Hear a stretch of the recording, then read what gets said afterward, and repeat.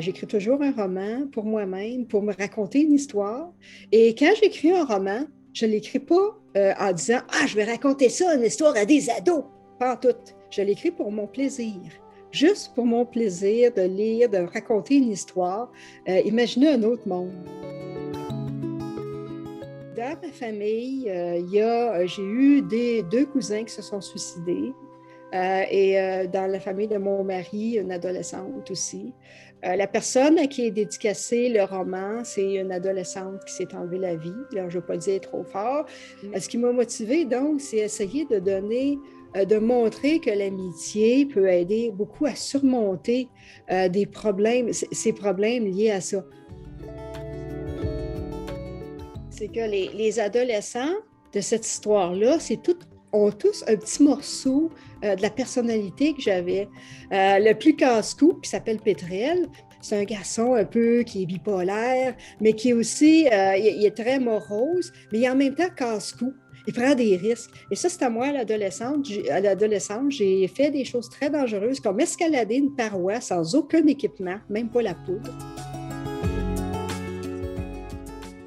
J'ai toujours aimé lire de la bande dessinée, puis après des romans. Et quand j'étais petite, mon père lisait beaucoup de science-fiction. Et il lisait aussi de l'horreur, du fantastique, mais beaucoup de science-fiction. Et j'ai commencé à lire Les robots de Isaac Asimov, qui a été un de mes premiers livres. Et ce que j'aime aujourd'hui pour écrire de la science-fiction, c'est que ça me donne la liberté d'imaginer. Étant donné, moi, que j'ai pas eu une grosse vie sociale, c'est la liberté d'imaginer la vie dans un autre monde, dans une autre culture. Ma favorite, comme de Paloma, Alouette et tous les pétrels et tous les adolescents qui vivent dans une espèce de théâtre qui est dans un abri, renfermé par le rideau. Et quand le rideau se ferme, tout le monde doit être rentré.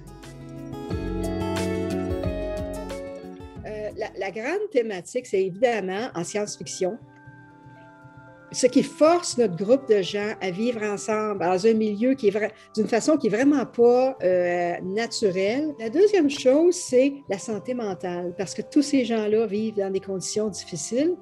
Et la troisième chose, évidemment, c'est l'amitié, parce que Alouette a perdu sa grande amie Paloma.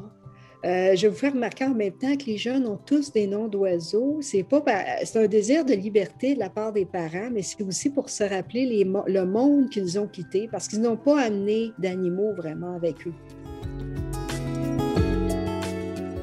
Cette histoire-là, moi, je suis habituée d'écrire de la science-fiction avec beaucoup d'action, de pistolets laser, de vaisseaux qui se tirent les uns sur les autres. Et ce roman, c'est le plus psychologique de tous ceux que j'ai écrits.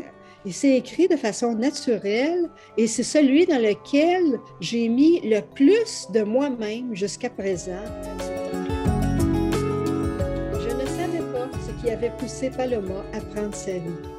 Quelle proverbiale goutte d'eau avait fait déborder son verre? Ni de quel volume était ce verre, sauf qu'il était certainement plus gros que le mien. J'aspirais une bouffée d'air et me lançai avant de changer d'idée.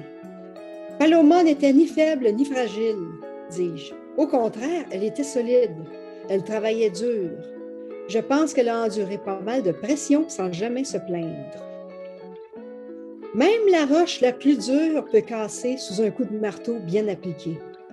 Personne ne peut savoir à quel moment ce coup bas, surviendra dans nos vies. Je regardai autour vers Urubu, debout avec son frère, et Cormoran assis, et les adultes qui avaient cessé de chuchoter. Je ne pouvais pas finir mon témoignage sur une note triste. Ce dont je suis certaine, ajoutai-je, c'est que quand je me sentirai déprimée, j'aurai besoin de la présence de mes amis.